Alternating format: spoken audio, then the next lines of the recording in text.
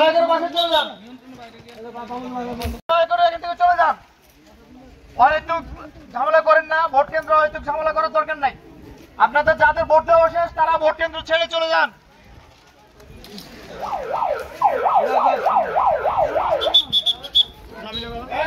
ঝামেলা করো না, এখান থেকে চলে যাও, চলে যাও, এখান থেকে সরে যাও। আমি বুঝতে পারতেছি না স্যার।